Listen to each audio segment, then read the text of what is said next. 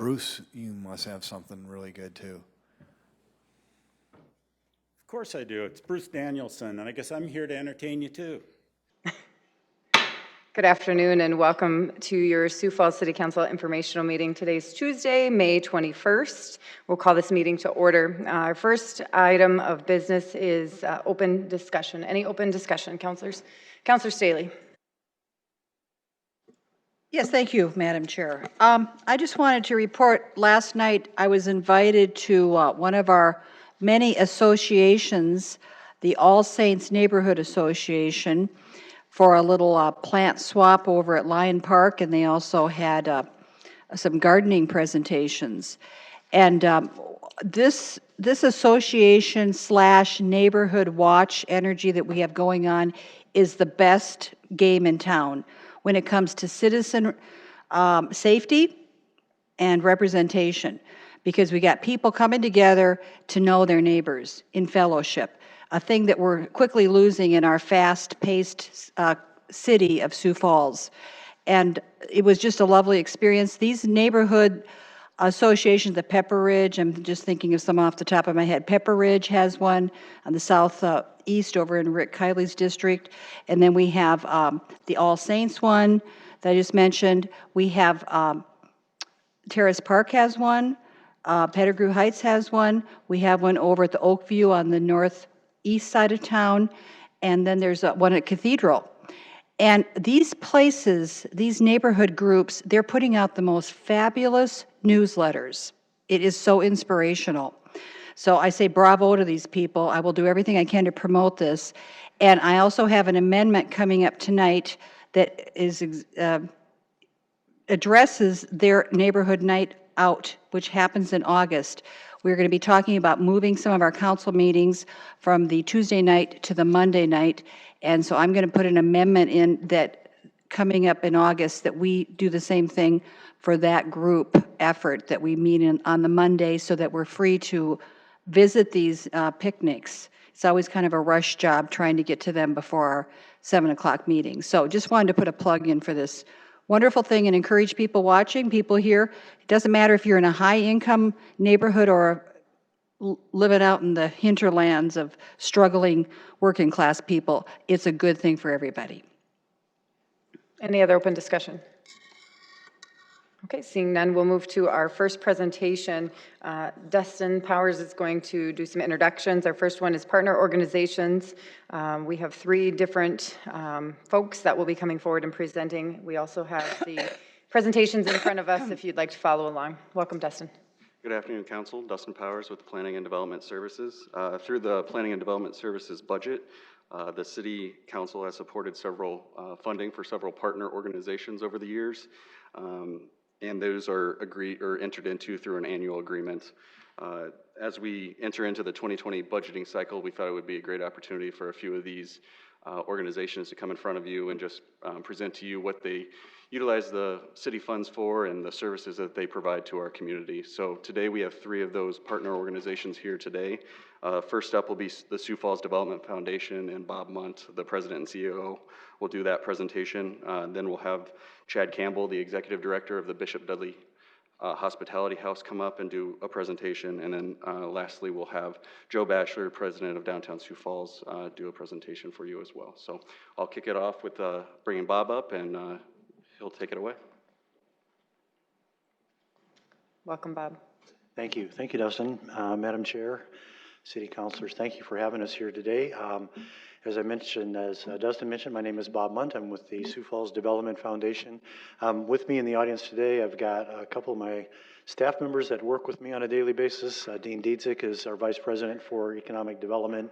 Denise Gazzetta, our Vice President for Workforce Development, and then I have Michael Gray with us, and Michael is our Business Retention and Expansion Specialist, and they're here to answer any questions that I can't. So if you have any questions as we go through this presentation, feel free to ask those. I want to just kind of review a little bit about some of the things that we do as a development foundation and some of the things that I think you'd be interested in hearing about. So I have the clicker here, right? Yep, okay, great. So Just to kind of remind everybody, again, collaboratively, we create quality economic development and growth and workforce development here in the region. And it is a regional effort. We work with a lot of people in Minnehaha County as well as Lincoln County, and we reach out into some of the other counties as well and work with them and help them as well. Our basically, 4 primary objectives. Again, grow the tax base. We want to create quality jobs in that process, stimulate innovative workforce development initiatives, and we want to do that so that we result in a national standard of excellence. And when people come up and see us, they know that that's the case. We have kind of a simple strategy here, attraction, retention, and expansion, and that's as it relates to both business and people. So workforce and talent. And we surround that with a marketing effort to bring those people and those companies here to the region, as well as retain the people that are already here and the companies that are already here. So again, these 3 initiatives, growing the property tax base, talent attraction, and workforce development, and then what you've heard a little bit about recently is this brand and image development that we're working on as well. So from a growth perspective, economic development, one of the big things that we need to have as we recruit companies here and as we work with expanding companies is availability of property. So our big purchase a couple, 3 years ago was Foundation Park, kind of in the northwest corner of Sioux Falls. It's been a very active park in the last 6 to 8 months. We also have Park 8, which is on the northeast corner of Sioux Falls, and then Park 7, which is also in the northwest, kind of up in the Walmart area. And we also work a lot with available buildings. Some companies don't necessarily want green space, they want available buildings, and so we maintain a database of those available buildings so that we can market those buildings along with our developers. And that leads to the last part of that with developing property with our developers. We're not just marketing our product or our products or our land, we're also working with existing developers on their property as well. So whatever's best for the client, that's where we're going to head them. So this is Foundation Park. Again, you can kind of see, you've probably seen this before, but I've got this kind of marked out. We've got a couple of our sales that are up there. So you can see Winchell, that was our first sale. Dakota Carriers is up and operating right now, and then Nordica is currently under construction. Nordica is about a 200,000 square foot warehouse. They've got the pad site there for another 100,000 square feet onto that building, and then they have an option on the ground next to them for an additional building out there as well. And then we've got another project which we have labeled Project Warrior. So don't look that up. It's no company. It's just a project name that we use. But they are also interested in property out there as well. This is Park 8, which is again kind of in the northeast corner. We've got roughly 250 acres available out there for development as well. We've recently sold some of that to U.S. Foods. They purchased some property that went through the council, so thank you for your support on that. And then again, Park 7, which is out by the Walmart area. It's a zone commercial. We've also sold a couple of lots here in the last couple of months out there as well. So some pretty good activity is picking up on those lot sales. So Dean, again, is in charge of all of that. We do this marketing through site selectors, face-to-face visits with them. Site selectors are companies that other companies hire to find places for them so that they can get all that, that information that they need to locate. We work with national brokers, the NAIs of the world, Coldwell Bankers of the world, in locating companies here as well. We work with local brokers to make sure that we're, again, taking care of our own, but also utilizing local broker resources and their contacts throughout the country as well. And then our local business partnerships, lead sharing. Those companies who may have suppliers or vendors that want to come to Sioux Falls and be closer to them, we work with them as well. Our marketing efforts include trade shows that you see up there, again, some of those where the site selectors are located. We're doing a lot of work with drones and visualization and being able to be online and see our sites online. Again, the local brokers, FAM tours where we bring site selectors here to see Sioux Falls, and then our quarterly headquarter visits where we pick and choose some headquarters that have companies located here but have headquarters located somewhere else to make sure we're going out there and saying thank you to them for being invested here in the Sioux Falls region. Our prospect activity, again, pretty active. We've got 14 active prospects that we're working with right now. Involves about 200 acres, 620 new jobs, plus another 200 that are existing jobs that are here. So average salaries there about $53,000 for those jobs that we're working with. Capital investments, $172 million, and then we've got 23 projects that are kind of on hold, who have kind of put us on hold until the time that they're ready to move. This is where Mike comes in. Michael Gray was hired back in late 2018, I believe. Is that right, Mike? Yeah, 4 months he's been on job. Existing industry calls, Mike does a lot of those, talks to companies about expansion plans that they might have, any red flags that they might be encountering, things that might make them not want to be here anymore or not able to be here anymore, to identify those so that we can be proactive and come in before they get too far down the road on that. But we talk a lot about keeping our existing businesses and industries here, and that's an important part of what we do. It's much easier to grow your own, to grow the ones that are already here, than it is to bring people from the outside. So Mike's been very active with that. This is kind of what it looks like. Again, Michael goes out and talks to those companies, comes back, connects them with the resources in the community that they need in order for them to grow and expand. So whether it's workforce development issues, whether it's government issues, whether it's infrastructure issues, anything along those lines, that's where Michael comes in and connects them with those resources and works with them to pull them through. So currently, Michael, 125 total calls that he's made to date, 32 meetings. You can see the numbers up there. Again, we're trying to be very active in that role and be proactive in what we're doing. And at some point in time in the future, we'll kind of come forward with some of the things that we're hearing out there from those companies about some of the things that challenges that they might be having that may or may not affect the city. But we can make sure that, again, we're connecting them with the right people. One of the things that Michael's doing is our development connections, where we're inviting all of our elected officials, and we invite you here today again to go on some of those, where we actually go with elected officials into some of those companies. We talk to the leadership in those companies. We talk to some of the workers. We take tours of the plant. We talk about what it is that they need, why they're here, some of the challenges that they're facing, so that we as elected, or you as elected officials, are all very aware of some of the challenges that they're facing, so that we can, again, be proactive in helping them to address those. Rock Nelson is our international specialist. Rock works with companies that do international trade, international marketing, importing, exporting, those types of things.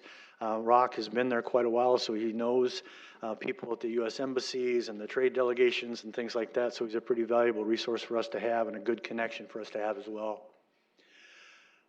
Denise, one of our newest hires, I guess, is running our workforce development initiatives. We've heard quite a bit about those lately, and I just want to talk a little bit about a couple of those.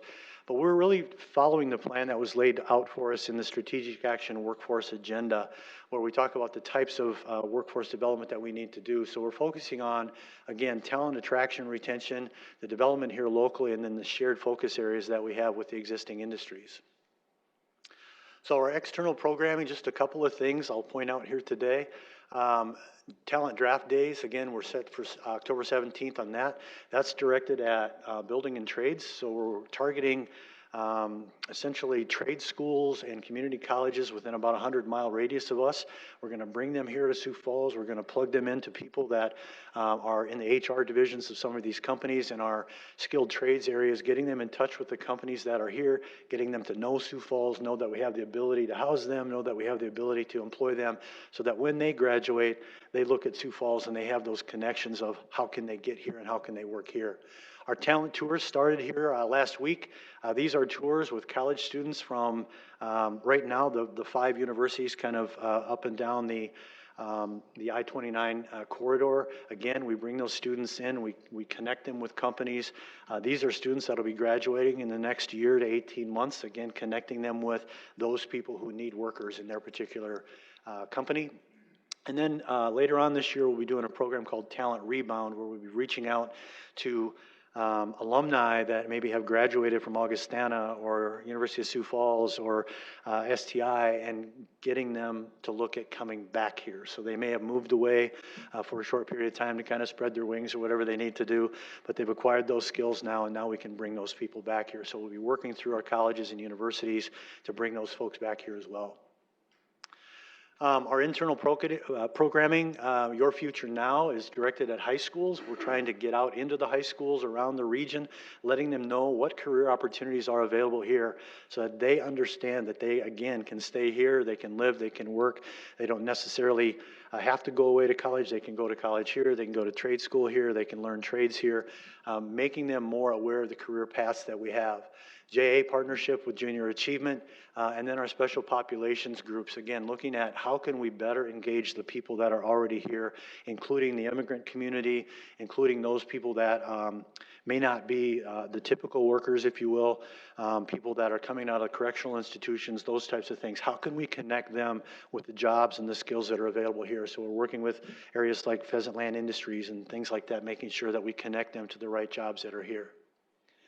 Our business partnerships, you can kind of see those up there. We're not in this alone. There's a lot of different community participants in this. I think we have 17 different organizations that we're working with in this workforce initiative, making sure that they're engaged along with us. We don't want to reinvent the wheel. And then the WIN conference. The WIN Summit is coming up here in August 22nd. This is directed at, again, our companies. This will be, we'll be hosting career counselors from the colleges and universities within 120 miles of us. We'll also be looking at engaging the HR community in this particular summit, looking at, again, how can we take best practices, how can we take the things that are happening in today's workforce, and how can we then share those best practices amongst some of the HR people and the companies that we have here to, again, make sure that we're maximizing the engagement of our people here.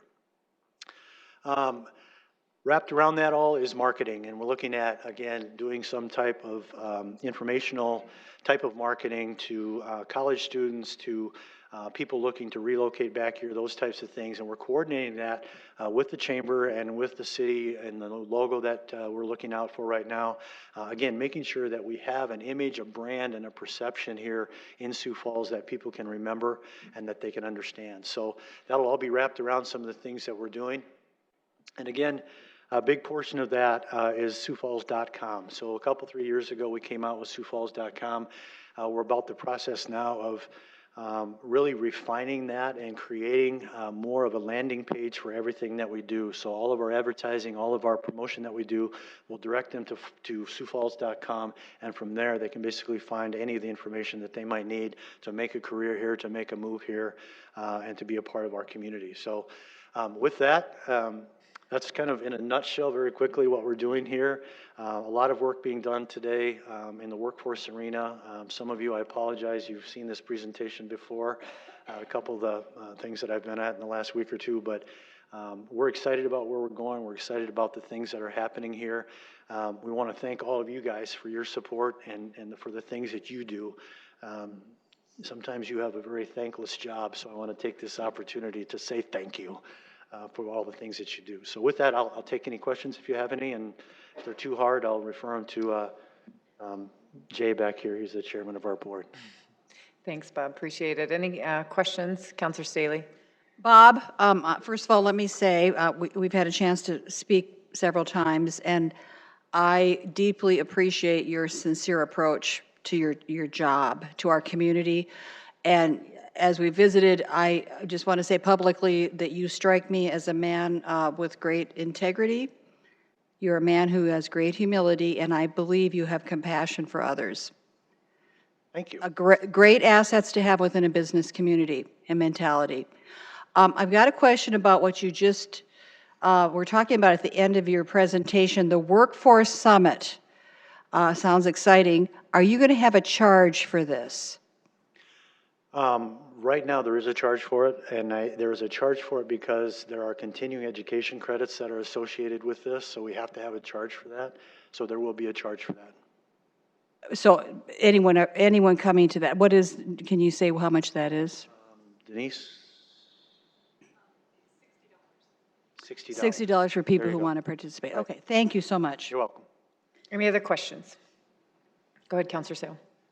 Bob, I've heard your presentation a couple times in the last week, and I appreciate that. Is it And I consistent? thought to myself that there might be an appropriate time to make a large announcement, that there might be something new, and I'm giving you the opportunity now in a public forum to make an announcement that something's coming to town that you're very proud of. Boy, I wish I could do that today, but I can't. I have to kind of go with the wishes of our clients, and so we've got some really exciting things in the works, but at this point in time, I can't make any of those announcements. You'll be one of the first to know, though. Okay, thank you. Yeah. Any other questions? One, I'll just ask, I know the answer, but I'll just bring it up, just since I know it wasn't in the presentation. I think it's important to note the financial support that the city does give. I know that it's fluctuated sometimes, and there was kind of a interesting clause at the end prior to your time where funds didn't fully get appropriated. So I'm just curious if you can just tell us a little bit about the amount you receive and just since it's linked to this. Yeah, sure. So historically, we received $175,000 from the city, and that was kind of to be used for a variety of different programs, from workforce recruitment and business recruitment, and all the types of things that we do. The additional discretionary funds, which at one time we had to come back to the city council for, this year were allocated to us to basically fund Michael's position and the business retention and expansion programs that we do. So Michael is a result of that. And the workforce and development, the retention expansion programs that we're doing with, again, some of the programs that we're coming out with, that's where those dollars are going. Perfect, thank you. Councilor Brecky. Bob, you and I talked about long-range strategic planning for cities and its value. And if you could just, I asked you the question, well, I talked to you about it, and you told me that when you're marketing the city to business clients, that they often have a checklist as one of their check marks, to say, does this city have a long-range plan? Do they engage in long-range planning? Can you just speak to me a little bit about that? Because that was something that it was music to my ears to hear, and it's something that I've been trying to encourage the council to do with the administration, on a citywide basis. So if you could just speak to that a little bit with what you shared with me, I'd sure appreciate that. Yeah. Am I getting in between something here between you and them? No. I'm just kidding. I'd be happy to answer that. They've been hearing me. I think it's educational at this Well, point. it is important, and I think companies looking at a community, they look at a lot of different things within the community. But I think, the fact that Sioux Falls has had such a great history of building and kind of looking forward, and things like the Forward Sioux Falls campaign, and things like, looking at how, from a public infrastructure perspective, where do we grow, how do we grow, what types of resources do we need to grow. I think we've done a pretty good job of that, and I think companies see that. And so as we move forward, again, in your strategic planning processes that you have, whether it's as a council or as a staff, certainly, looking out 5 and 10 years into the future is a positive thing. I believe that most companies anymore are looking somewhat long-term, but probably not more than 10 years out. Cities, on the other hand, sometimes maybe need to look farther out than that. So I'm not an expert by any means on long-range planning, but certainly it plays a role in how people and how companies look at a community. Thank you. Yeah, you're welcome. Turn my microphone on, sorry. Any other questions? All right, thanks for being here. Thank you for your staff as well. I know there's several here for being here and always being responsive when we have questions, so appreciate it. Next up, I'll let Dustin introduce. Yeah, next up we'll have Chad Campbell with the Bishop Dudley Hospitality House. Hi, Chad. Do I push the button here to start the time? No, No? we will give you extra time. All right. All right, well, Unless you would thank like you. us to restrict you. Well, thank you, distinguished counselors and Madam Counselor, for allowing me to be here today. I'm joined by Amanda Stidd. She's our development coordinator, as well as several of our board members. Our board president are sitting in the gallery here today, and just thank you for letting me the opportunity to speak here to you today. And before I begin, I just want to thank you for your past financial support to us and, the future consideration for 2020 funding for our vital service that we provide for the community. Just to give you a brief history, during the winter of 2013 and 2014, it was just desperately apparent that our growing community needed a permanent solution for emergency temporary shelter for the homeless population, not only during the harsh winter season, but also during the harsh summers as well, or days like today. Based upon that need, the Bishop Dudley Hospitality House began, and we opened our doors on January 12, 2015. The building is approximately a 20,000 square foot warehouse that was centrally located near other vital services that our guests use, and it was renovated at a cost of approximately $4.5 million.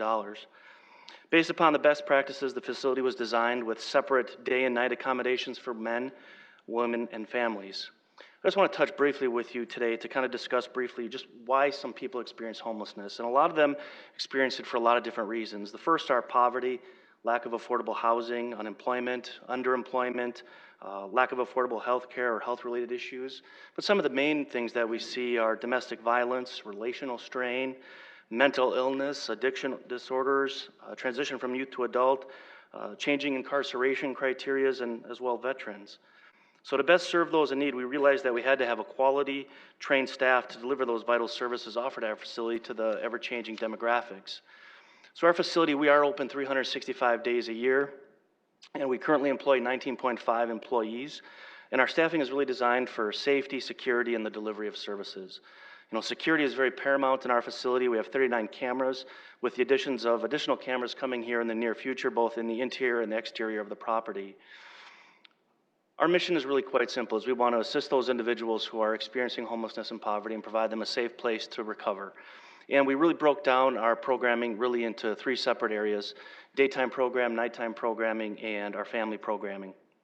So our daytime shelter is open from 8 a.m. to 5:30 p.m., and we shelter individuals from the elements, the snow, the rain, the cold, the heat.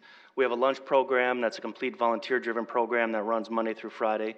We provide our guests access to technology, phones, computers. We provide them with showers, laundry. We have employees who work with them to try to help them figure out where they're going wrong and what they can do to fix their trajectory and move their life in the right direction. We have access to partner agencies that we partner with and professionals. And we constantly work with the public to provide donations to our facility just to help us keep going. We have a separate space for men, a separate space for women and families to also access outdoor recreational space. We have lockers that individuals can rent in the day rooms. We provide the guests with personal things such as towels, soap, laundry soap, toothpaste, any type of personal hygiene item that you can think of. We receive donations from the community of Sioux Falls and surrounding areas. Everything that we do is we try to take that collaborative approach to try to help our guests, because we didn't want to also reinvent the wheel or duplicate services. So we really focus on providing that safe place for those guests to be and for individuals to come to our facility to meet with them. You know, some of the most important providers that we work with deal with mental health, some financial services, and also we have individuals who come down to the facility who provide some very light triage to the individuals for simplistic type health care needs. Our overnight services are probably our most popular services that we use, especially during our harsh winter months here in Sioux Falls. Again, safe shelter from the elements, separate living spaces for men, women, and families. We're open from 6:30 p.m. to 7 a.m. We have 80 bunks for men, 20 bunks for women. And just to give you just a few snapshots of just the recent past, and in January 2019, we had 133 overnight guests. So if you do the simple math, 80 plus 20 is 100. We had 33 people in our community who were sleeping on the floor, sleeping on a mat, had a blanket, etc. In our community, I think we can do better. During the months of January, February, and March, we averaged 88 men in January, 88 in February, and 86 in March, over capacity for those harsh 3 months of the winter. Our women, we averaged 19 all of those months, so we had 1 extra bunk for the women in our facility. Again, during those overnight services, we provide access to showers, laundry facilities, locker utilization, our resource advocate, our employees, and again, we provide all the things such as the soaps, towels, etc. to them at no cost to them. Our 7 family rooms are a very coveted thing that we have, and it's something that we're very proud of to have, because our families can go into these rooms and they can stay up to 90 days in our facility and utilize the resources that we have. And they don't have to worry about where they're going to go from night to night to night, or sleeping in this parking lot or sleeping in that parking lot. And we really focus on working with them to try to make their lives better, because a lot of them come to our facility with little to nothing. If you can imagine coming to our facility, walking, maybe you have some things in a stroller with your children, but you don't have an automobile, you don't have a bicycle, you don't have anything like that. You basically come to our facility with what you have on your back. In our rooms, they're just very modest. We have 2 queen-size beds, a desk, a dresser, a full lavatory for them to use, access to the internet for the school-related purposes and things. And the good thing is that the turnaround from working with all our collaborative partners is between 35 and 40 days. That's tremendous for somebody who comes in with nothing.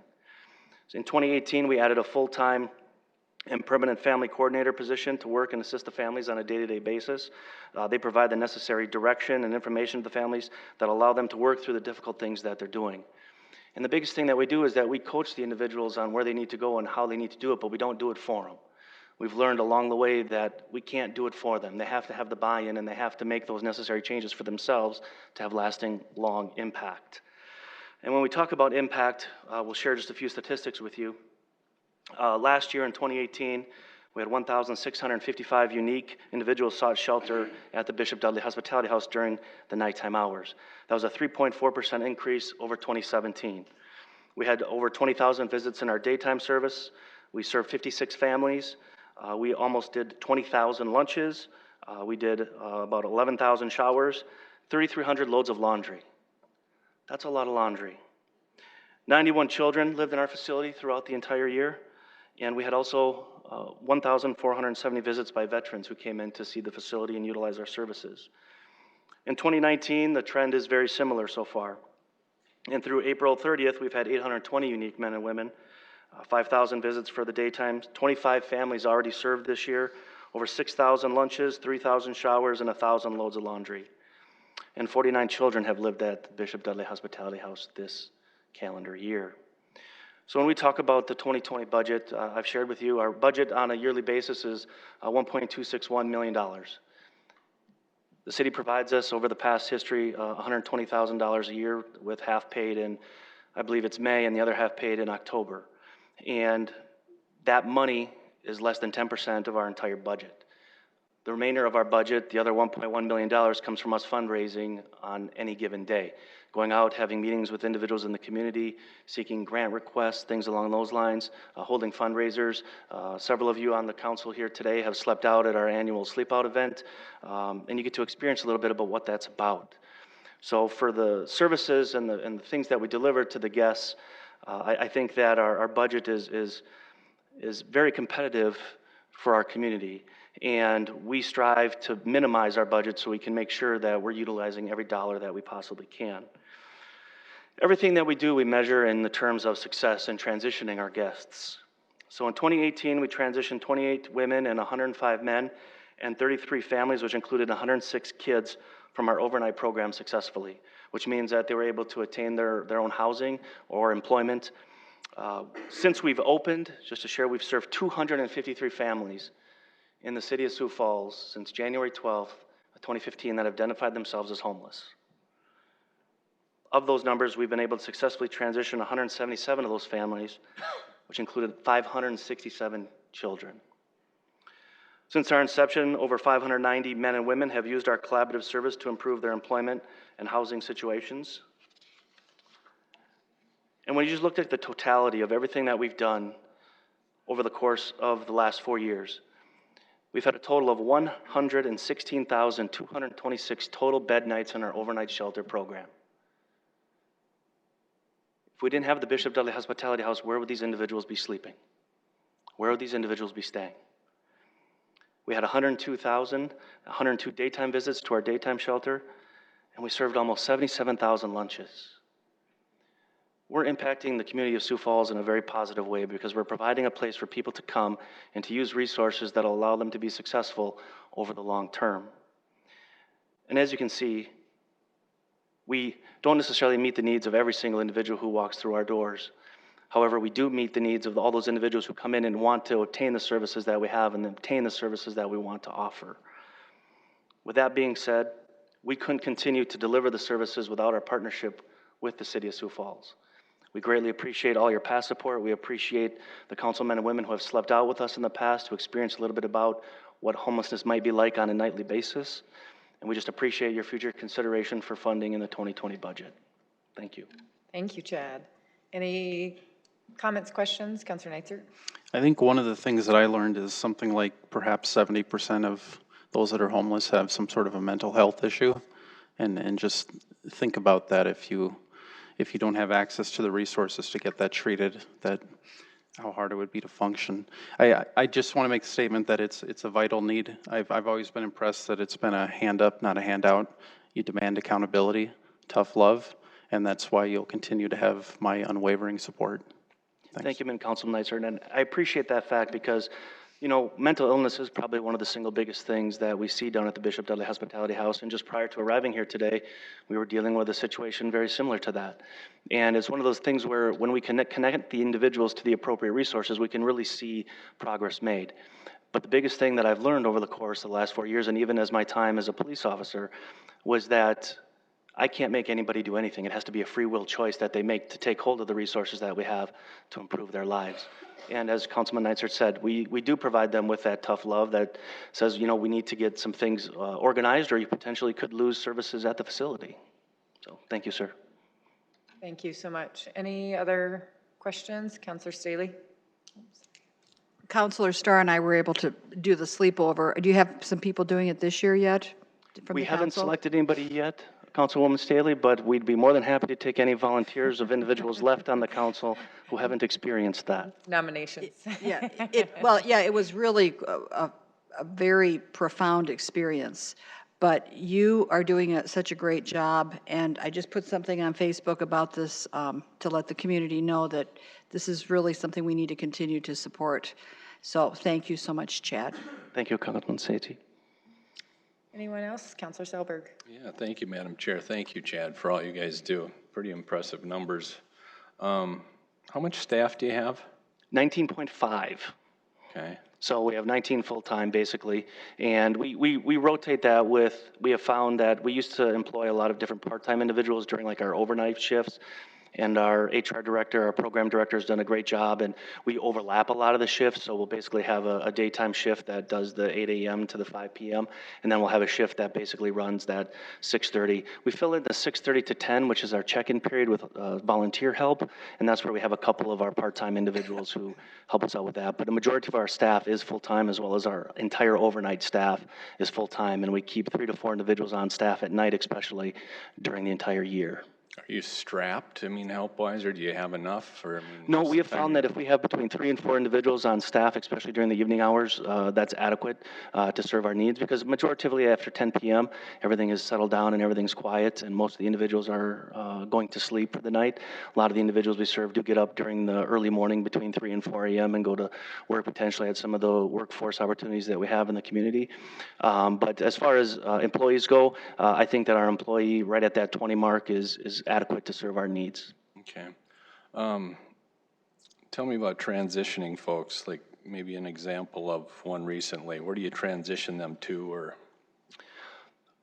I'll tell you a story of just one of the most ones that I'm probably proud of is that there was a gentleman that I had worked with as a police officer who basically lived on the streets for the last 25 years. He was an elderly male, and basically there was nobody left in the community that would help this man. And for lack of a better term, I had a lot of empathy for him. And he was in his 70s when he was utilizing our services, and he could literally go nowhere else in the city. We had to go through a bunch of different resources, but long story short, we made contact with his sister, who lived far south from us. And long story short, he agreed to move out of the city of Sioux Falls and move down into a facility that would help him be successful long term. So for the first time in his life in probably 25 years, he's actually in a safe place and he's actually thriving. A lot of the individuals that we dealt with when I was a law enforcement officer up until 2014, we've seen a lot of positive transitions with them moving into their own apartments and things like that, or getting the necessary help through the various channels that we have in the community. An individual that we had just recently, she was also a long-term individual who spent a lot of time on the streets, and we were able to help her get into her own apartment, and she's been successfully living in her own apartment for the last year. Before the Bishop Dudley Hospitality House existed, that didn't happen.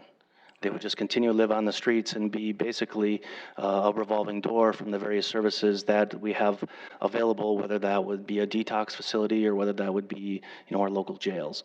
So we strive to try to focus on individuals to say that there's a better way to live, and that if you utilize our services, you can be successful if you want to be. Yeah, that's terrific. Do you run into many cases where just no matter what effort you put forth or whatever, you just can't transition somebody to something that's not going to work? Yes, sir, that does happen. Individuals due to, a lot of individuals that we see, the families, they have a lot of fractured relationships with family members and things like that, because that's the biggest thing that we try to do is try to bridge people back to the families, because that's where a lot of that healing can begin, is, restoring those fractured relationships.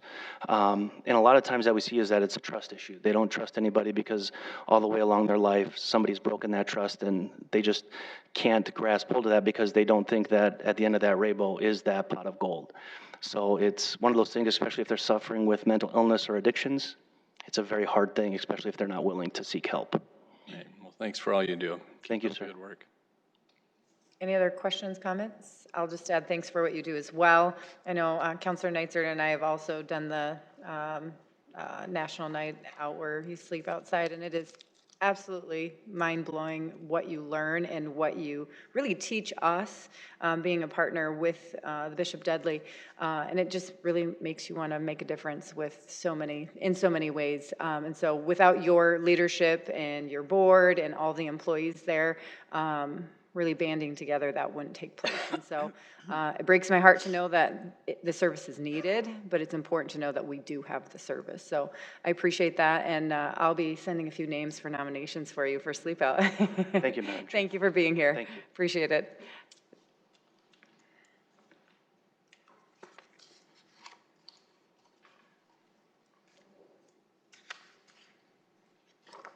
Our last presentation.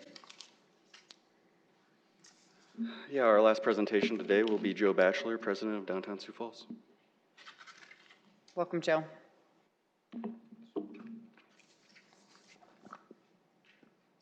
Thank you. Well, we've heard from some great organizations that are having a positive impact on this community, and I'm excited to tell you about another organization that is having a positive impact on Sioux Falls, and that's DTSF. I want to thank you for that opportunity. Also want to recognize Mrs. Jessie Schmidt that's here in the audience on behalf of the DTSF board. She's our vice chair. I will give you a overview of the organization, and then if we need to dive down deep into any of the details, I'd be happy to answer any of your questions. So DTSF has been really trying to make downtown Sioux Falls a great place to live, work, and play for the last 30 years. It was incorporated in 1988 as a 501c4, which, as some of you may know, is an advocacy organization. Really, our core belief is that we want to make downtown a place for everyone, every day. We believe in inclusivity and diversity. Downtown is the neighborhood for everyone to experience. It's everyone's, if not first, second neighborhood. And so we want to be inviting to all. What really drives us? What are we trying to achieve? We're leading the downtown community by trying to create diverse experiences, foster economic growth, and also help create and maintain a healthy environment. And that's really the framework for our organization. We have an org chart for staff, and it really breaks down in a lot of ways based on experience, the economy, and the environment. With our programs, it doesn't show up very well, but I tried to highlight the ones that are directly related to the city agreement, and those are advocacy, economic development, events, and placemaking. Of course, we do business support. We are a somewhat of a hybrid organization. Every downtown organization is different. Some rely 100% on business improvement district funds. Some get support from cities, some don't. And so we have a fairly diverse revenue streams. Business membership is one of those. So we have services that are directly related to that. Marketing as well. Marketing touches upon not just helping out the businesses downtown, but also trying to market downtown in general. And then the networking side of things, really trying to connect the downtown community, where our mantra really is to connect, grow, and celebrate downtown. So we real briefly, with our staff, we have 5 full-time staff members. Actually, right now we have 4 full-time staff members.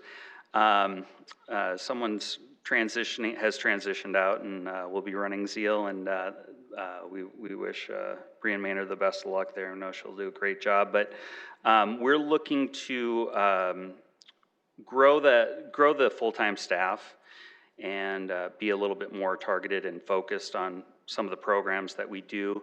We have our Clean and Green lead, who is out running the sidewalk sweeper and helping plow the sidewalks in the wintertime, watering the flowers. We have a couple of contract employees as well, and we usually have about 3 seasonal employees as well that help out with events and also with the placemaking, the beautification of downtown. And with that, we're really trying to drive these core outcomes.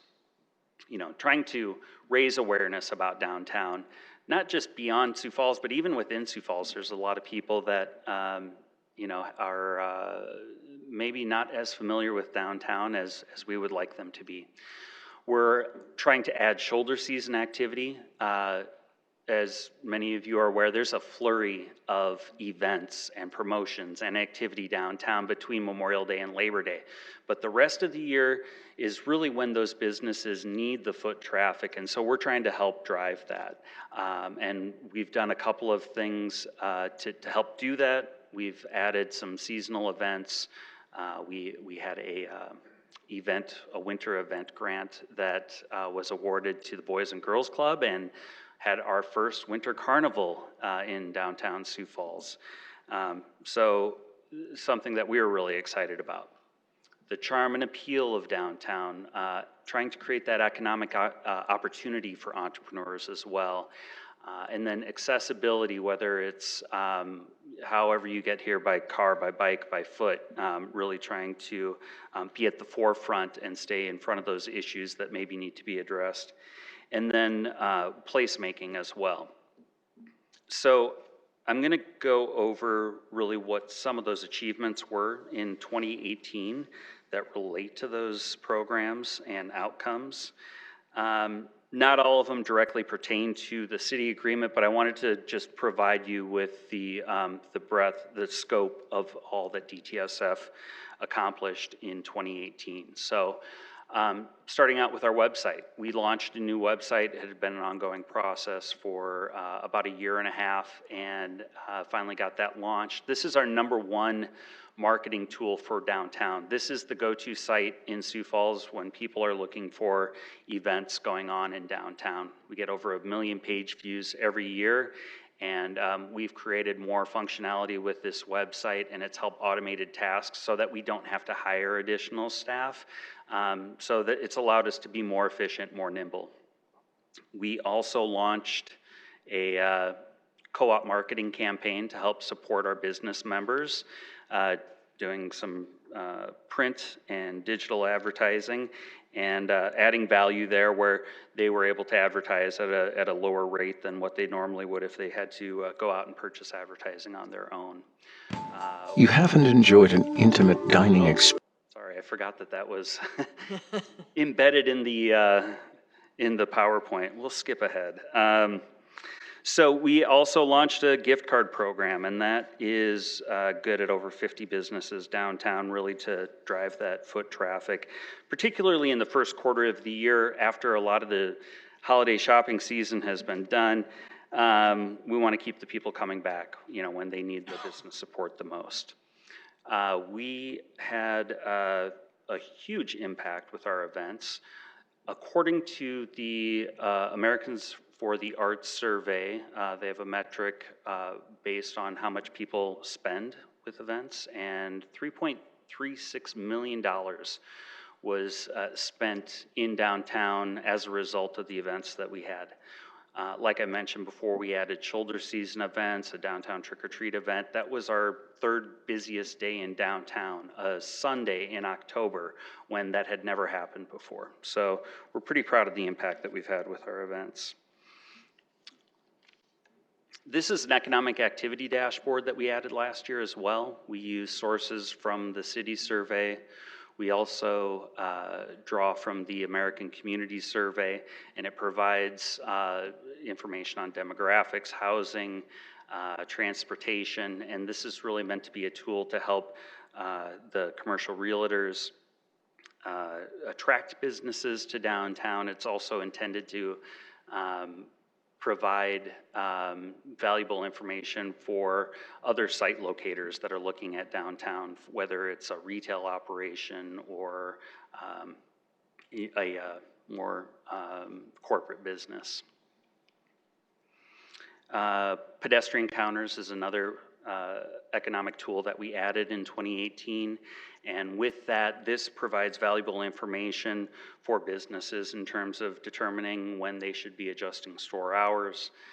It's also a great tool for the commercial realtors. If they're talking to businesses about locating downtown, we can provide them with that essential information that they need to make a decision whether or not it's a viable location. And then another big one was securing the trolley funding. That's thanks to many wonderful partners in the community that stepped up to help make that happen. And now the funding is in place.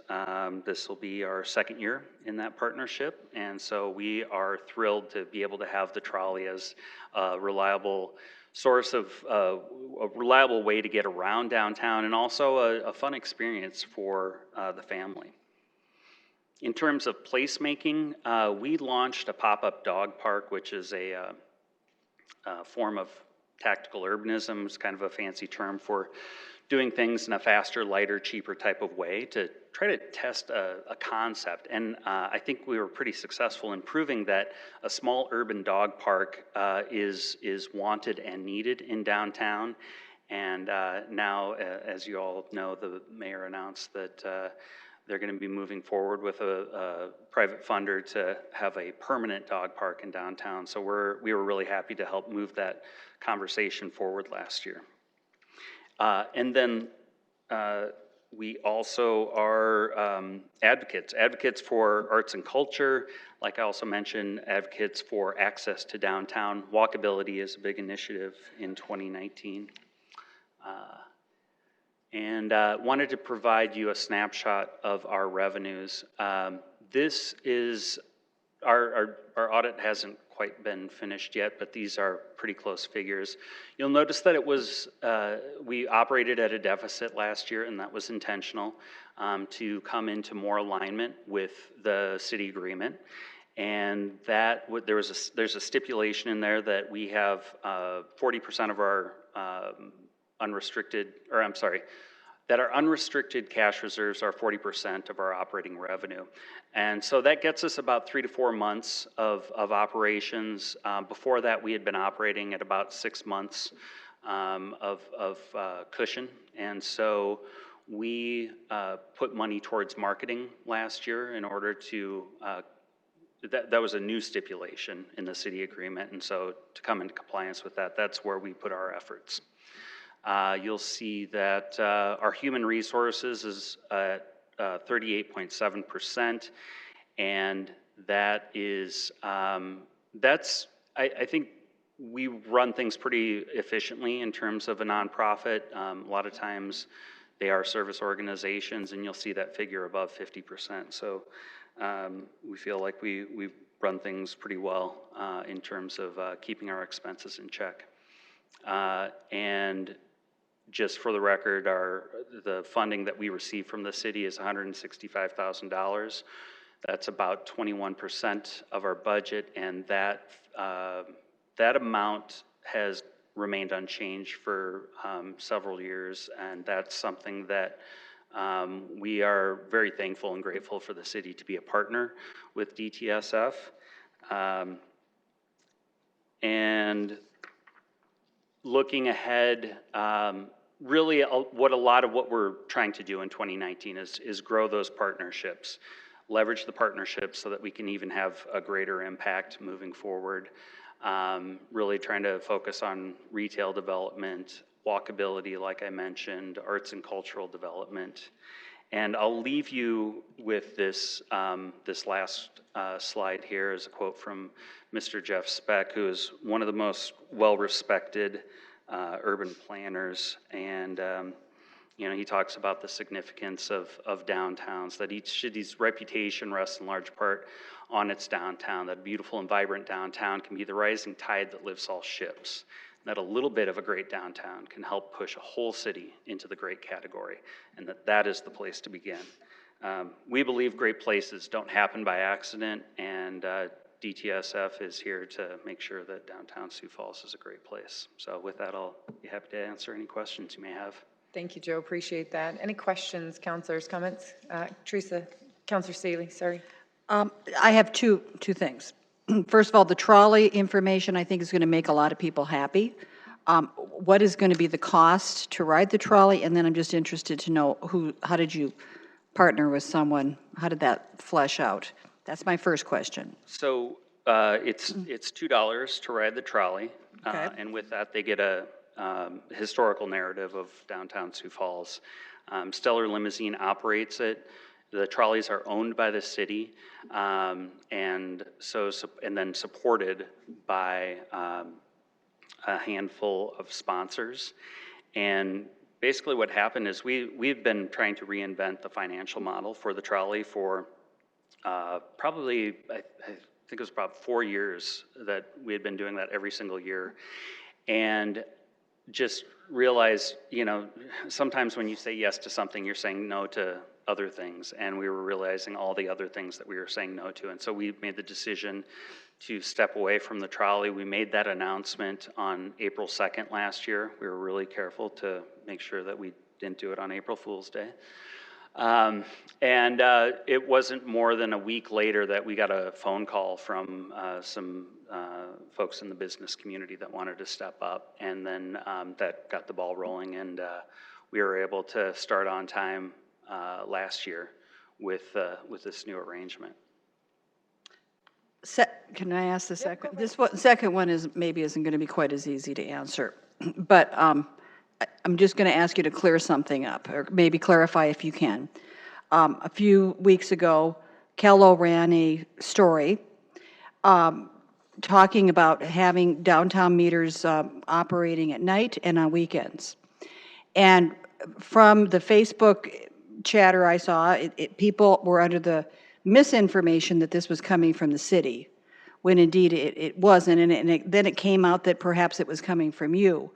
So just if you can shed any light on this as to where it came from and maybe where it's going, I think it would be beneficial for our residents. Yeah, I'd be happy to. So this is, you know, what we're really trying to do is improve parking access. Like I said, accessibility to downtown is one of those issues that we want to be at the forefront of advocating for. And so parking is a key part of that.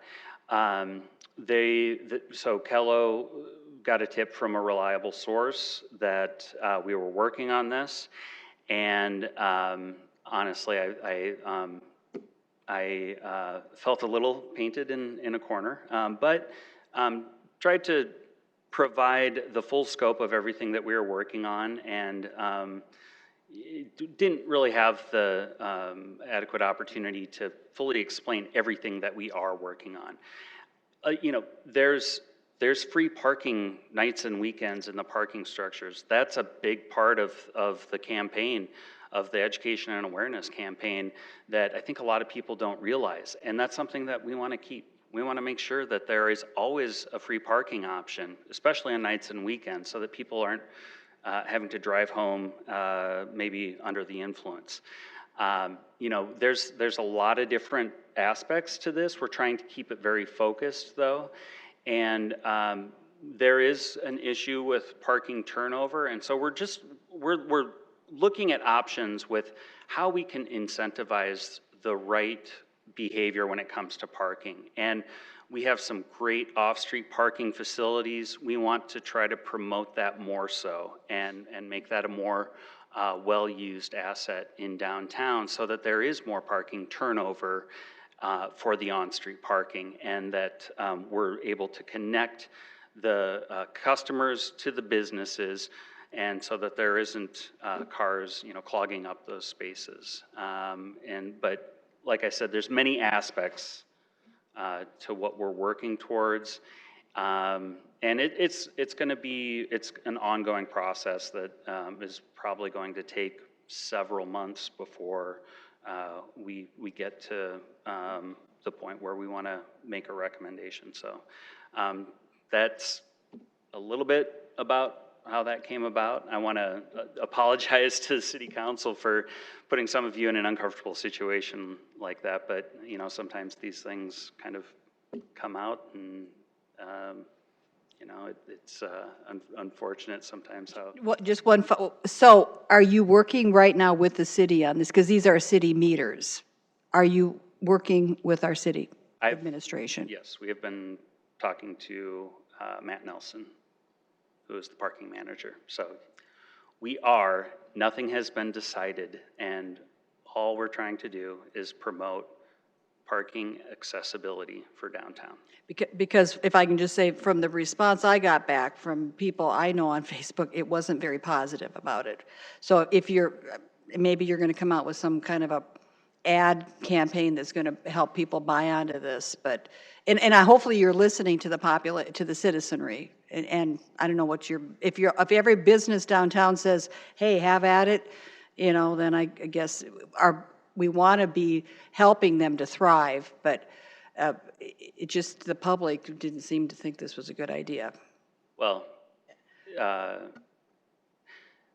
yeah, I can't say that I believe that necessarily everybody that comments on feedback on Facebook represents the entire public.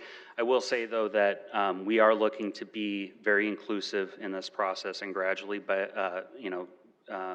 build that buy-in with the entire community. So, thank you. Any other questions, comments? I want to follow up a little bit, because I know when that parking story, I know that is not the basis of your presentation, but I know it came up. But I did reach out to Matt Nelson as well as Erica Beck, and while there are conversations happening, this is not an issue that the city is driving, to my knowledge. It's an issue that is being brought forward to downtown, to the city, saying, hey, will you talk to us about this? But it's not one that the city is ultimately driving in the driver's seat, no pun intended, with that. So I just want to be very careful how we frame that through that time. Thank you for what you do downtown. There are some really exciting, fun events that happen for all ages, from whether it's seeing Santa Claus to beer festivals and things of that nature. I mean, there is something for everyone in the downtown, and I truly, truly think that you're driving some great options and opportunities for the businesses, and I'm excited to know the shoulder events, as you called them, that you guys are working on, because I think that's key as well. So thank you for everything you do. Appreciate it. If there's no other questions or comments, we'll move on to the next one. All right, thank you. Oh, I'm sorry, Councilor Starr. No, I need the next item. So oh, sorry, we're done okay. this way. Thank you. Madam Chair, I do have a potential conflict with the next item and do need to recuse myself, so. I don't know if you've talked to the city attorney. I'll trust that you have. I don't believe you have to recuse yourself for informational purposes, but if you want to recuse yourself, you go for it. I have no idea. No problem. I just know that we've never done that before, so I'm sure you've got it covered, so thank you. All right. Welcome, Jason. Midco franchise agreement and vast broadband open video license. Director of Innovation and Technology. Welcome, the floor is yours. Thank you. Jason Reistover, Director of Technology and Innovation for the City of Sioux Falls. I've briefly touched base with several of you over the last few months regarding this issue, and we're finally at the culmination of this work. We've been working on this for about 5 months. It's been a great collaboration effort between the finance office and the city attorney's office and the innovation department, along with the school district and some of our partners. So happy to finally be at this stage. This is really about 2 contracts. One is with Midco, and it's the cable franchise renewal agreement. And the second is with VAST, who is our OVS license provider for the city. These are both renewals. We've had this contract in place before, and so this is very similar. Something to point out is that we've been very we've appreciated this contract, and it's worked out well for both parties. And so as this thing moves forward, we try to make it as close to the previous agreement as possible. The current contracts that are in place were both started in 2009. They were 10-year contracts. Midco on theirs had an extension of option for 5-year extension. Both of these are set to expire December 31st of 2019. Both of these contracts have a 2.5% franchise fee, which Midco pays to the city for the right to have access to this service. Out of that 2.5, that's both Midco and VAST, they both pay 2.5% to the city on this. Out of that 2.5%, 2% goes into our general fund, 0.25% goes to the Sioux Falls School District, and 0.25% goes to the CityLink channel for operational expenses. Just a quick definition on the franchise fee to familiarize yourself. This is a contract. It's really guided by the FCC. Currently, franchise fees are basically the rent paid to the city for the right-of-way for access to our customers. Just a note in the red, the current maximum franchise fee that a city can collect for cable services is 5% of the cable's gross revenue, with an additional 1% going for a community grant. That's part of the Cable Communications Act of 1984, if you have some light reading that you want to do. This is the history over the last 10 years, including this year's projection of the funds that are coming. I'll just note this is Midco's portion only. They represent close to, as you can see, $900,000 a year that comes to the general fund. VAST's portion is much lower. Their portion is about $25,000 to the city, and so I didn't have a separate slide for VAST portion. Midco's revenue drives a lot of this discussion. Last 10 years, just something to note. This grows pretty regularly until the last 3 years. It sort of levels off in 15, 16, 17, and then these last 3 years, we've noticed a decline. We think a lot of that is in part due to some of the cord cutting that's happening nationally. This really, when this thing hit my desk a few months ago, the decline was what worried me. Just as CityLink gets its revenue and the school district gets its revenue from this, I noticed that the decline just naturally would continue with a negative contribution to the city, which got us talking about this when it came time for renewal. I asked Midco to provide me the top 20 cities in their network, and I asked for their relative franchise fee. 17 of the top 20 cities that they service operate at a 5% franchise fee. 3 of them don't, and Sioux Falls is the only one, the lowest on the list at 2.5%. And so when I saw this, knowing that the maximum was 5%, that had me thinking that we should maybe take a look at this agreement. The proposed agreement that will be coming to you in a couple weeks at the council meeting is for a 10-year contract. Midco's 5-year extension was optional, and in talking with them, it really vetted out that a 10-year agreement would be beneficial to both parties.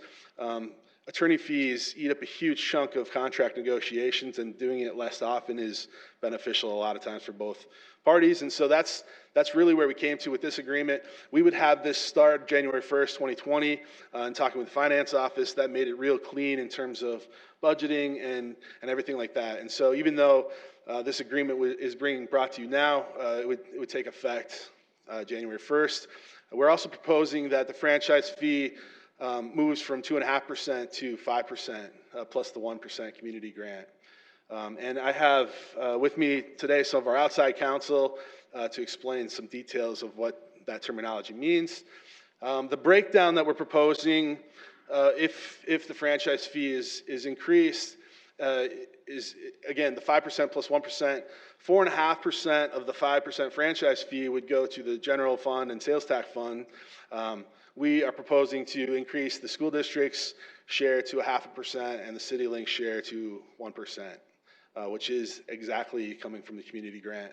and exactly what the community grant is intended to do, provide the operational expenses for a city-owned PEG channel. Sorry, skip that. These, in talking with some of you, I know one of the questions was what would we use these extra funds for?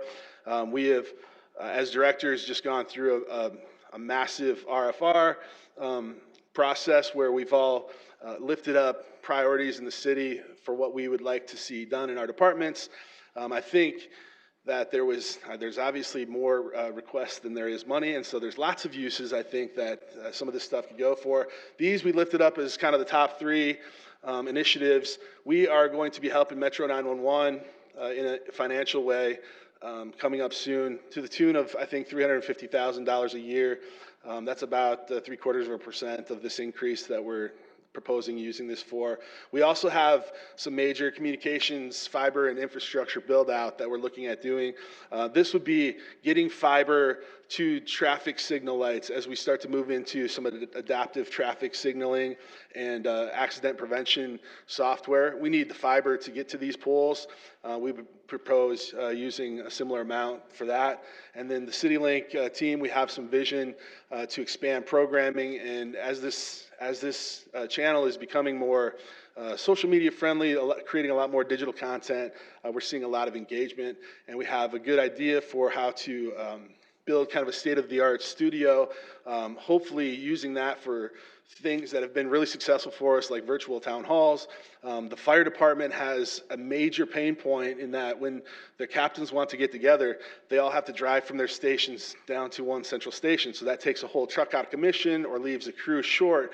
We're hoping that we have a vision for a CityLink studio that would let these captains remote in and have a presenter at the centralized studio be able to facilitate this without taking away from their crew. So those are just three of the big ideas. There's lots of ideas. Ultimately, as this money goes to the general fund, it's really on the council to decide how to deploy it the best, but this is just a couple of suggestions that we had.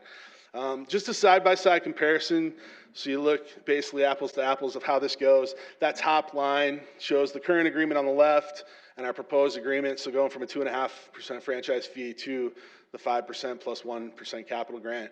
The three numbers below are the breakdown of each of those top numbers, just on a side-by-side comparison. Finally, this slide really represents a graphic. The lighter color, the orange or whitish at the bottom, is the projection that we have over these next 10 years if we did not change the fee at all. Starts at about $1 million a year, it ends like $890,000, so the decline is shown there.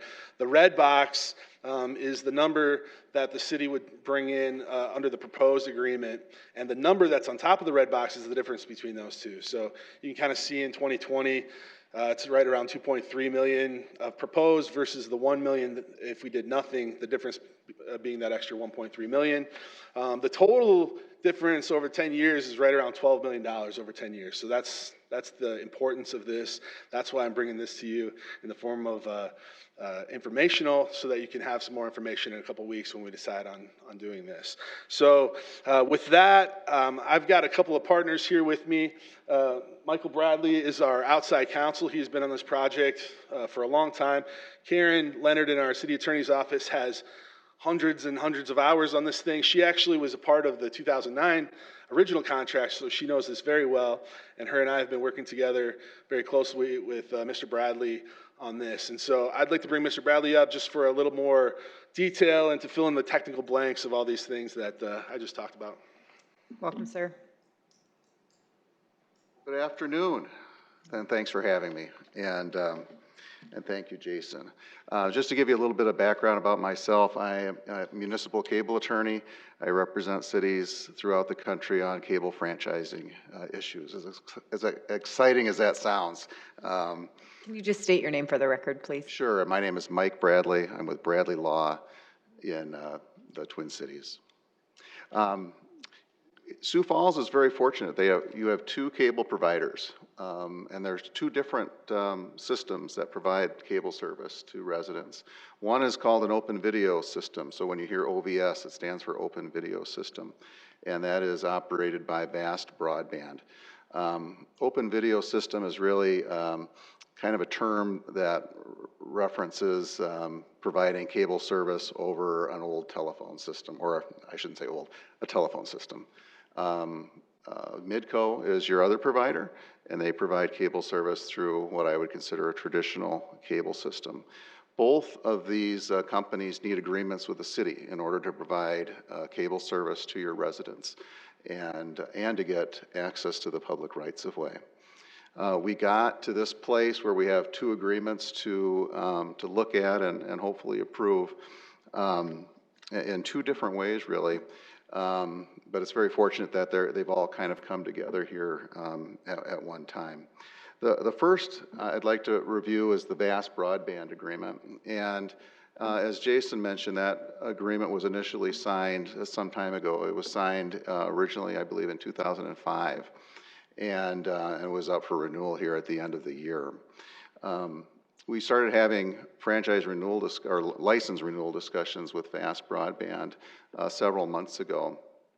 But then Vast Broadband requested a transfer of ownership of their parent company. And that put us in a new process of reviewing that transfer of ownership and determining what to do with that. So we looked at that, and really what we wanted to do was really address kind of three main issues with VAST. One is we wanted to ensure the city that cable rates wouldn't increase as a result of the transfer of ownership. So we wanted to require a guarantee from VAST's parent company that it would not increase rates as a result of this transfer of ownership. Secondly, we wanted to have a corporate guarantee from the parent of the license obligations that VAST has here with the city. And then thirdly, we wanted to address that license agreement that we knew was expiring here at the end of this year. And fortunately, we were able to reach an agreement through negotiations with Vast Broadband. And I just wanted to thank Mark Bookout, who's here from Vast. And they're in agreement with the transfer resolution that will be in front of you on June 4th and agreeable to that June 4th timeline. So on that license agreement then, I just wanted to point out a couple of things. Jason did a very nice job, I think, of explaining the rationale for the franchise fees. What we did with the license agreement is we thought that this license agreement had served the city very well over the past many years. And so we kept that renewed license agreement at a very, we used that as the base document to move forward with an update. And some of the things that we addressed there was we wanted to readdress the actual grant of the license agreement and what authority was actually granting Vast Broadband. So we wanted to make sure that it was very clear that what this agreement authorizes is the provision of cable service over its open video system. We addressed the term. So the term is going to be a 10-year term. So it'll be from January 1, 2020 to the end of the year 2019. We updated the insurance limits and required a new umbrella policy to be in place for the city. And then we addressed a few issues related to the public educational governmental access television. So we addressed signal quality, something called a confidence feed, which allows master control at City Hall to determine if there's any signal issues going out with the city's access channel. And then finally, being allowed to be on the VAST electronic programming guide so that people can see the names of the programs when they're going through their channel lineup. Instead of seeing just government access television, they can actually see the programs that are going to be on TV. So that's really the Vast Broadband transfer and the Vast Broadband renewed license agreement.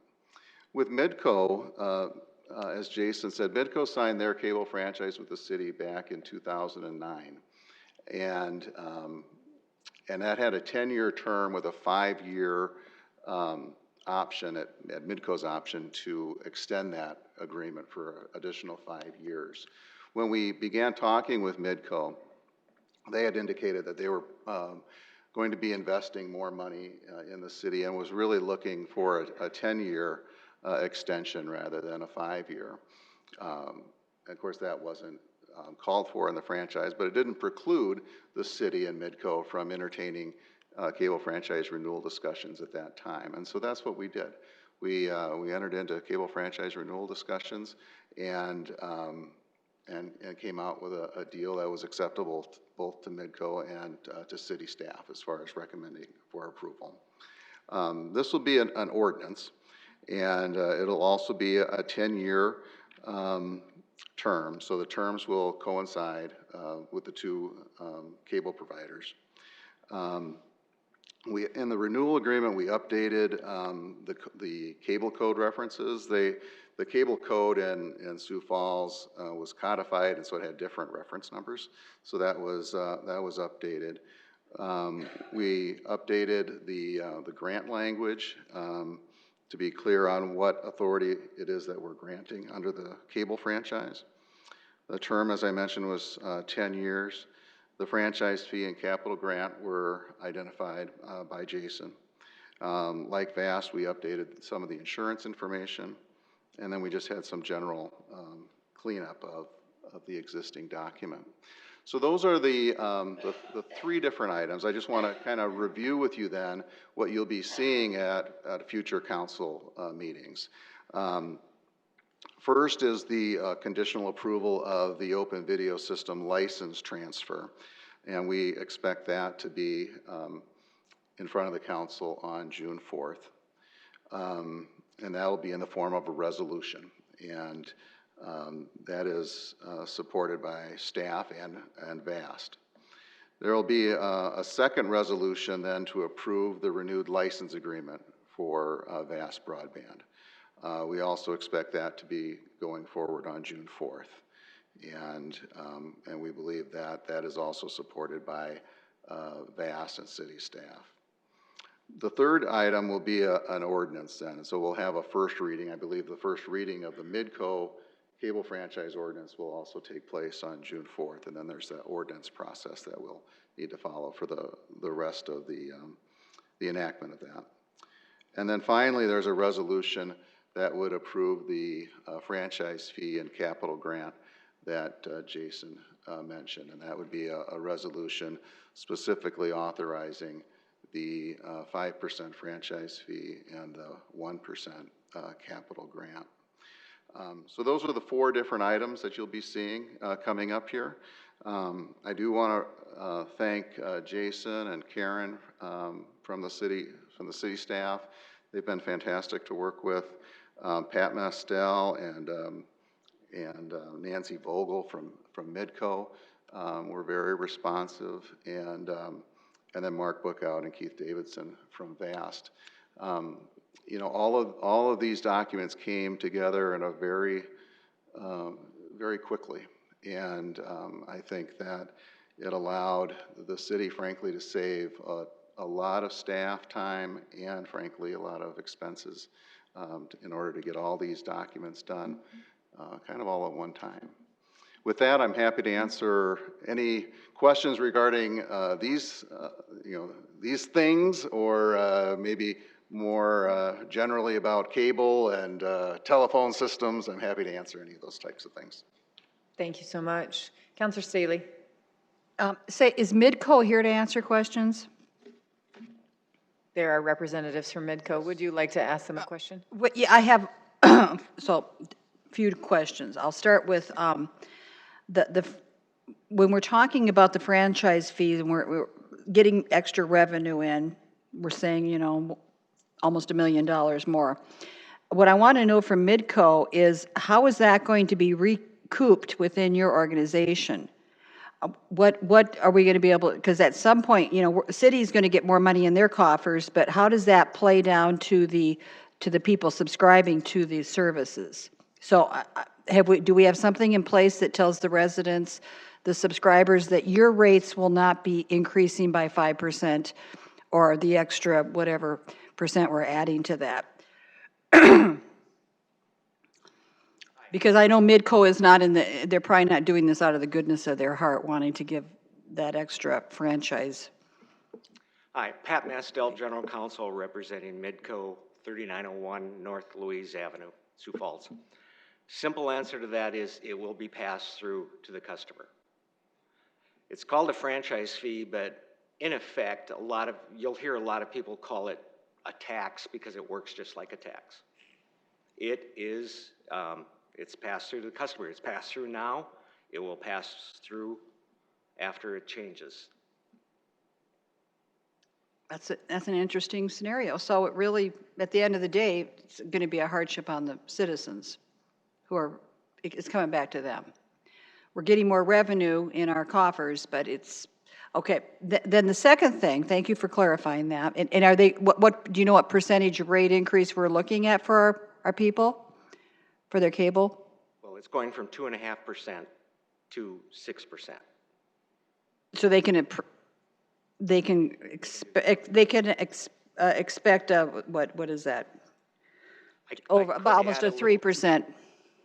Well, I could add a little twist to this in that Okay. Currently today, there's sales tax on internet services. Congress has taken that away, and South Dakota was one of the grandfathered states that were allowed to charge sales tax on internet services. That's going away June 30th of 2020. Okay. So their internet sales tax is going to go down 6.5%. Well, so then are you saying there's going to be a wash? I mean, that they aren't going to see a rate Depends increase? on what services they have, what cable TV services they have, what internet service they have, what speeds. But there is going to be a decrease in the sales tax because it's not going to be on internet services starting July 1, 2020. A second issue that I've been approached about is the issue, and I don't know if you're in a position to comment, but KCPO. There are people who are upset because they're not able to pick that up anymore. And they've actually been approaching me, and I know some other council members about that they wanted that to be available to them. Do you have any comment on that? We have no intention of bringing it back on. We had one phone call when that was taken off. One in 6 months. We're not going to be putting that channel back on the air. We have no demand for it. Okay, thank you. And I've got some other things, but I'll let. Yeah, there's a lot to unpack here. Do you have any idea offhand how much you collect and remit in sales tax to the city that we're not going to see anymore when that changes? I don't have that number offhand. The state has asked us for total numbers statewide, and we've been working on putting that together for them. Yeah, that would be very interesting to know in this discussion. I don't, assuming it's something that you would possibly be willing to disclose, if it's not proprietary. So what do you, as a cable provider, do you take I mean, because if the cable bill does go up, and I will tell you that I have a high tier cable internet package and a low tier cable package, so it would seem to me that my bill may actually drop if it's because if I am paying full sales tax on the internet piece, and then I just have the franchise fee, so it may wash or actually be a little less. But when you have to send out a letter and say I presume you would, or it'll be on our bill where it'll say, your bill is going to go up X amount this next month.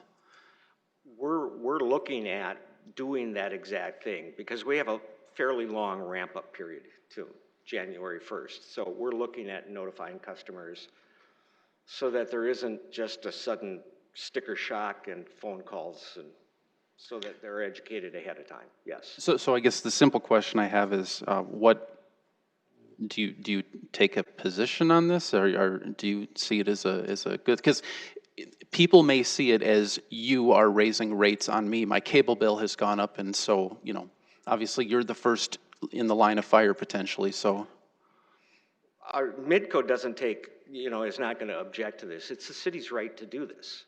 But I am going to tell you, anytime you adjust rates upward, people will look at their bill and look at what they're receiving and reevaluate. They may say, I don't want to have HBO anymore. I don't want to have Showtime anymore. They may say, I don't want to have cable TV anymore. But there is, I can't quantify it, but there is typically when there's a price increase, a decrease in the number of customers. Because some people will change, whether dropping or just reducing. And I do have other things for other people, but do you have any, so it looks like in most other areas, the percentage is quite a bit higher. They're right at the 5%. Do you know what the driver is of why so many municipalities would have a higher rate and what they're doing with it? I can tell you, I don't know what they're doing with it. I can tell you that probably, and I do all the cable TV franchising, and we have 340 some cable TV franchises. We probably have 75% of those that have a franchise fee, and of that number, I'd be willing to guess it's about 80% that have the 5% franchise fee, and they just, the first question that they're asking is, what's the maximum we can have? And when you tell them 5%, that's what it is, it's 5%. Sioux Falls was the lowest, there's no question, they were the lowest. Okay, I have questions for others, and I'll defer. Sal? Thank you. Certainly, as we see the numbers of people cutting the cord and going forward in a growing city like Sioux Falls, the number of subscribers for cable has gone down. If we make this change, do you see that trend accelerating? And if we don't make let's say no change happens, give me your 10-year synopsis of what cable is going to be affected by. I wish I knew what cable was going to be doing in 10 years. All I can tell you is statistically the numbers nationwide are dropping in terms of cable TV subscribers. In some areas they're stabilizing a little bit. There's talk that there's some new features coming that could make those numbers stabilize or even increase. But we have seen over the last 2 to 3 years the numbers are decreasing. More and more people just get everything on the internet. There's the generation that's in their 20s, there's many of them that don't even own a TV set and wouldn't even consider owning one if you offer it to them. So, but I can't tell you where the future's going. I wish I could. Thank you. You bet. Any other questions for anyone else? Go ahead, Councilor Nathan. One more question for you. You would like the 10-year, I presume, because you'd like to do some major capital investment. You want the certitude that you've got 10 years? Is that? 10 years is what is the lowest number we seek in any community because, first of all, you don't want to see my face here again in 5 years. I promise you that. And I have been with the city before. I brought this as a time thing. There's Nancy back there all embarrassed, but I'm the one that did the Prairie Wave franchise originally. So I've been here before.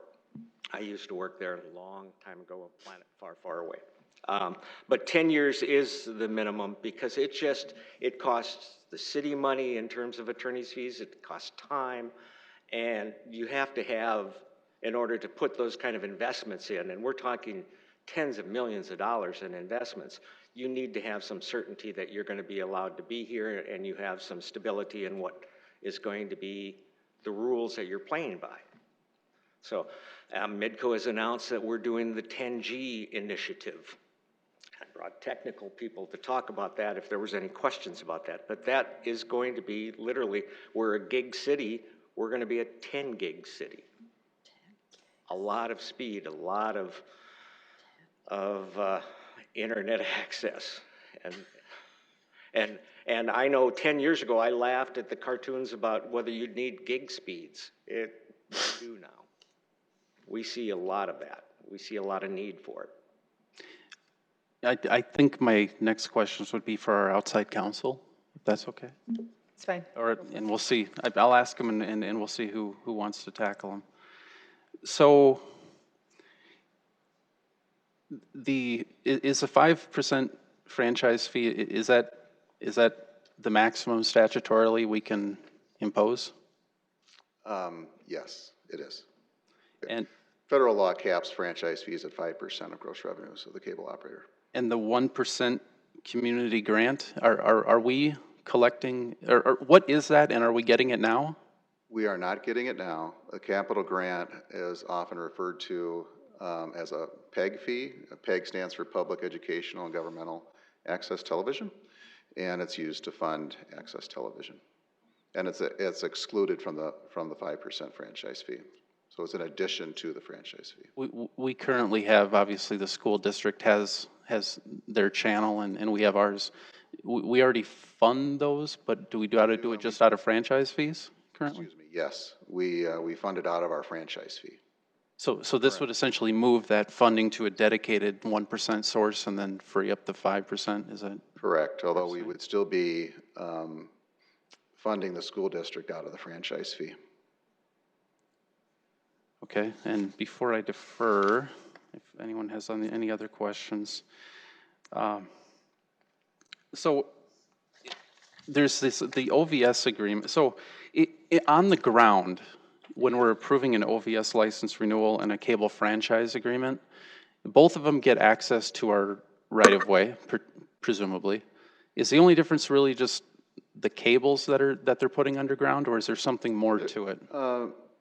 No, really, from our standpoint, we're essentially giving them very similar rights, right? Okay. They're being authorized to provide cable service to our residents, and they're given the right to occupy the public right-of-way. And so what if cable company A puts hundreds of millions of dollars or whatever in investment, puts wires throughout the city. Cable company B comes in. Do they have the right to use that cable, and how do they secure that right? No, that's a really good question, and I'm glad you asked it, because it's a big difference between an open video system and a cable system. Cable system is totally proprietary. So cable system A, in our case, is Midco. They don't share their cable system. Open video system, one of the requirements to be an open video system is that you're willing to share that system. So if I'm a cable company, why would I want to invest in an open video system that I have to share? Why not just do the cable system and keep it to myself? Well, and that's what cable operators do. This is something that was allowed to go forward with telephone companies. So that's where it came from. Okay. Yeah. Okay, thanks. Question about Midco. You know, we're talking about a 10-year contract. When does the contract expire for the swimming pool contribution? I don't know the answer to that. Well, is the Midco guy still around? Yeah, okay. I would think, I mean, let's just say we're done with Midco, and then that's a little awkward if you've invested in our aquatic center. That was a 10-year agreement, I believe, and I think I don't have the numbers in front of me. I think we're 2 years into that. I'm thinking right about that. Does that have any impact into the contract? Okay. And then if we were to, right now, if we say no to this franchise fee increase, that's baked into the contract, then we can never come back and readjust that in 10 years? It's going to stay as it is? I mean, yeah. It's probably easier. You know, if we say, you know, we want to just leave it the way it is. We don't want to change it. The council votes no for this. Then how does that look? Do you go back and renegotiate the contract? Well, that wasn't our hope. We would have to reassess whether or not we would continue moving forward with the renewal at that point. But I think your first question maybe was, could we lower the franchise fee in the future, perhaps? And well, I mean, I think once the franchise fee gets increased, I don't see that getting lowered. I'm just concerned about how this is going to play out for the customer. And so how does, when this comes up for the first reading and the second, I mean, if we vote no, we're going to be voting no for the whole package then, right? Then it has to go back and start over again Right. to renegotiate. Not that we don't want to have it. Yes. Now, they're shaking their head no behind you, but, okay. So I think this could be a good community discussion as to how we want to go forward with this. But I have another question about, and maybe Jason, maybe you want to answer this, but this open, let me get the right term, and the second part of this, when we were talking about the, let me get the right word here, the vast open, yes. So how is this going to impact people that are going to the city to watch videos? Does this have any impact into that, like the YouTube channels or anything? No. Okay, good. And one more thing, let me say this. I don't have cable.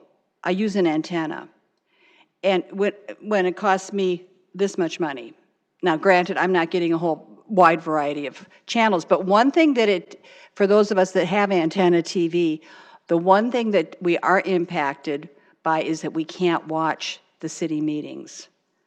And so you really have to pay money to be able to watch these meetings on Channel 16, or maybe you can live stream them too. That doesn't, well, you still have to pay money for your internet service. So I wish there was some way we could get these things on an antenna TV channel. A discussion for Amen. another time. Yes, okay. perhaps. Yeah. Counselor Brecky. Either one of you two, what is the history on the why we were low? I don't know, Jason, if you know it, if you kind of dug into that when you kind of discovered it, or if you've been, doing the negotiations for the city long enough, but it did look odd, which is what caught your eye. But, was there conscious decisioning on the city's part to place themselves in that position to make cable more affordable, at the cost of not having the highest fee available to them? No, it's a good question. Thank you.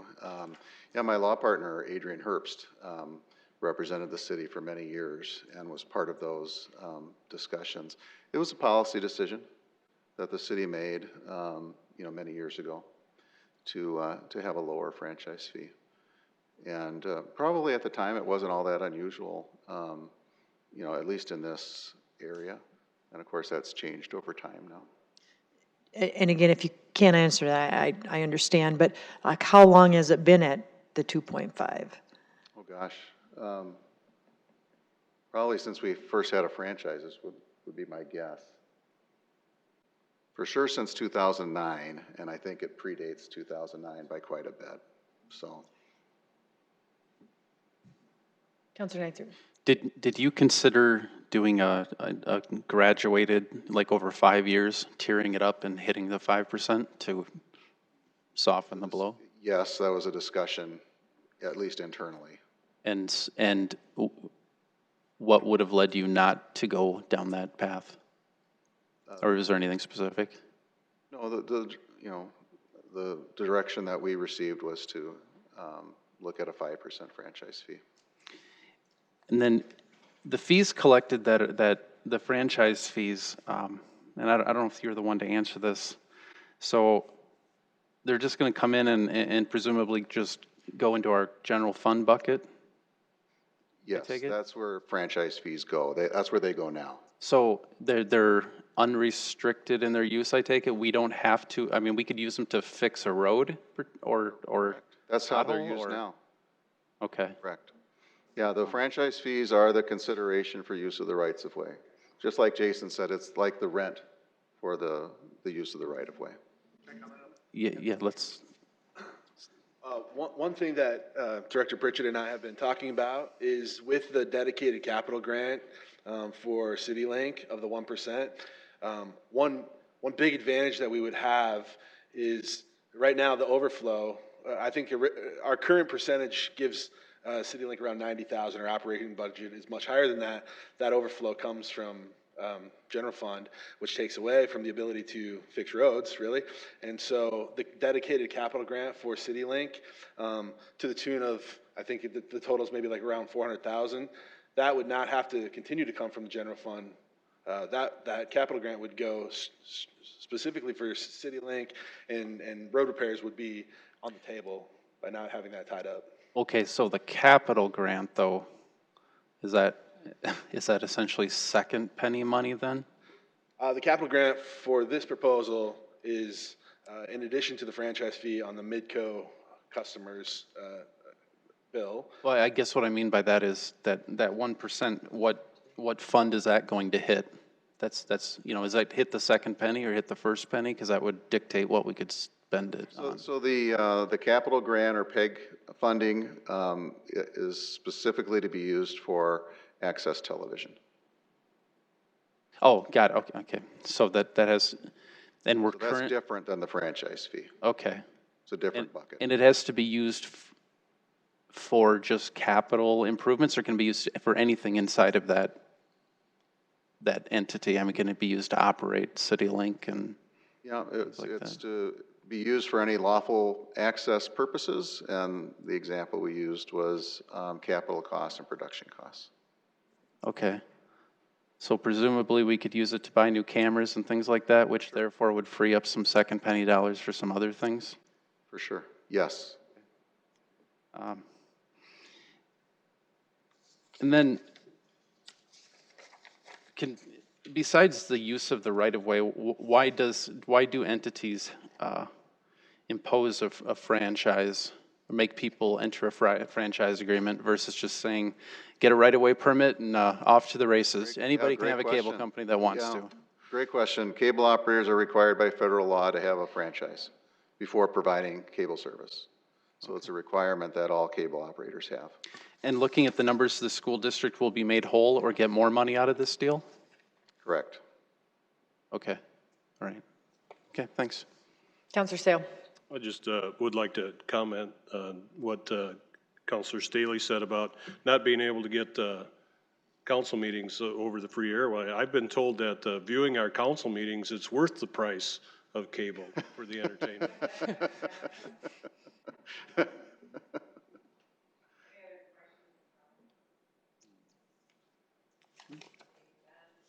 Thank you. Thank you for the discussion. Thank you very much. Appreciate it. We will move on to our final item of public comments. Any public comments? Seeing none, we will adjourn. We'll see you at 7.